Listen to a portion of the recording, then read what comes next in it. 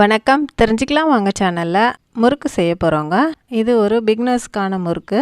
இந்த முறுக்கை பிகினர்ஸ் ரொம்ப ஈஸியாக செஞ்சிடலாம். அதுக்காக வெறும் பச்சரிசி வச்சு நான் செஞ்சுருக்கேன். நல்ல காரமான முறுக்கு, டேஸ்டான முறுக்கு. இந்த முறுக்கு செய்கிறத பார்க்குறதுக்கு முன்னாடி இந்த சேனலை சப்ஸ்கிரைப் பண்ணாமல் பார்க்குறவங்களா இருந்தீங்கன்னா சப்ஸ்கிரைப் பண்ணிவிட்டு பாருங்கள். ஆல் பட்டனை ப்ரெஸ் பண்ணுங்கள். வாங்க நல்ல காரசாரமான டேஸ்டியான முறுக்கு எப்படி செய்யலான்றதை பார்க்கலாம்.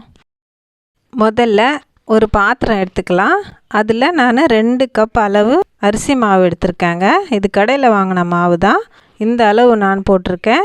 இப்போ 1/4 ஸ்பூன் ஓமம் நல்ல கையில் க்ரஷ் பண்ணி போட்டுக்கலாம், வாசனையாக இருக்கும். இப்போ 2 ஸ்பூன் வெள்ளை எள்ளு சேர்த்துருக்கேன். 2 ஸ்பூன் நான் மிளகாய் பொடி, ப்ளைன் மிளகாய் பொடி போட்டிருக்கேன். 1/2 ஸ்பூன் உப்பு சேர்த்துருக்கேன். 1/4 ஸ்பூன் பெருங்காய பொடி போட்டிருக்கேன். 2 டேபிள் ஸ்பூன் ஆயில் சுட வச்சு இதில் சேர்த்துருக்கேன். எல்லாத்தையும் நல்லா சேர்த்து நல்லா கலந்து விட்டுடலாம். 2 கப் சுட தண்ணி அளவு கொதிக்க வச்சுருக்கேன். அதை நான் 1/2 கப் அளவு இதில் நான் சேர்த்து நல்லா கலந்து விடுறேன். கொஞ்சம் கொஞ்சமாக நம்ம சேர்த்து நல்லா கலந்து விட்டுடலாம். நல்லா கலந்த பிறகு ஒரு மூடி போட்டு ஒரு 5 நிமிஷம் மூடி வச்சு திறந்து பார்க்கலாங்க.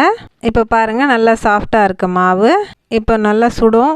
நம்ம கரண்டியால் நல்லா கலந்து விட்டு கையில் நல்லா பிசைஞ்சு சப்பாத்தி மாவு மாதிரி நம்ம பிசைஞ்சு எடுத்துக்கணும். ஆனால் சாஃப்டாக இருக்கணும் மாவு. இது ரொம்ப டேஸ்ட்டாக இருக்குங்க. ஈஸியானதும், நாம் எந்த மாவும் இடையில் சேர்க்காம செய்ய போகிறோம். ஆனால் ரொம்ப டேஸ்ட்டாக இருக்கும். பாருங்கள், இந்த மாதிரி நான் அச்சு எடுத்திருக்கேன். இது ஈஸியாக பிழிய வரும். இப்போ நாம் பிழியறதுக்காக ஆயில் அதில் நல்லா சேர்த்து தடவி விட்டுடலாம். ஒரு தட்டு எடுத்து அதுலேயும் நம்ம எண்ணெய் தடவி விட்டுடலாம். இப்போ நல்ல ஒரு உருண்டை மாவு எடுத்து நம்ம அச்சில் போட்டு இந்த மாதிரி நம்ம முறுக்கு பிழிஞ்சு எடுத்துக்கலாம். இது ஈஸியாக இருக்கும். நான் இந்த மாதிரி சைஸில் நான் முறுக்கு அச்சு பிழிஞ்சிருக்கேன். பாருங்கள், இது கையில் எடுத்தாலும் நல்லா வரும். நம்ம கையால் இப்படி எடுத்து கூட நம்ம எண்ணெய் சட்டியில் போட்டுடலாம் ஃப்ரை பண்ணுறதுக்காக. இந்த மாதிரி நம்ம பிழிஞ்சு எடுத்துக்கலாங்க. இப்போ கடாயில் எண்ணெய் சூடாயிடுச்சான்னு நம்ம டெஸ்ட் பண்ணி பார்க்கலாம். சூடாயிடுச்சுங்க.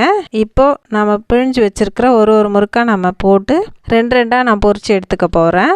ஒரே மீடியம் ஹீட்டில் தான் வச்சுக்கணும். ஹீட்டை கூட்டவோ குறைக்கவோ வேண்டாம். ஒரே லெவலில் வச்சு நம்ம போட்டோம்னா ஒரே மாதிரி வெந்து வரும். பாருங்கள், நல்லா வெந்து வந்துருச்சு. கலர் எப்படி இருக்குது பாருங்கள், சூப்பராக இருக்குது. இப்போ எடுத்து வச்சிடலாம். இப்போது அடுத்ததும் போடுறேன். நல்லா சத்தம் அடங்கி நல்லா இப்படி வரும். திருப்பி போட்டு நம்ம எடுத்து வச்சிடலாம். இப்போ எல்லா மாவையும் நான் சுட்டு எடுத்துக்கிறேன். பாருங்கள், எவ்வளோ நல்லா இருக்குது. பார்க்குறதுக்கு மட்டும் இல்லை, சாப்பிட்றதுக்கும் ரொம்ப டேஸ்ட்டாக இருக்கும். இது ஈஸியாக பிகினர்ஸ் செய்யறதுக்காக நான் இந்த மாதிரி மெத்தடில் சொல்லியிருக்கேன்.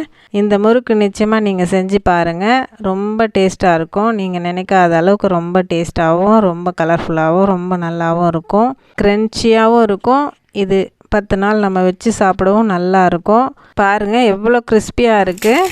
நீங்கள் நான் போட்ட அளவு கரெக்டாக இதே மாதிரி போட்டு செஞ்சிங்கன்னா ரொம்ப அருமையாக வருங்க.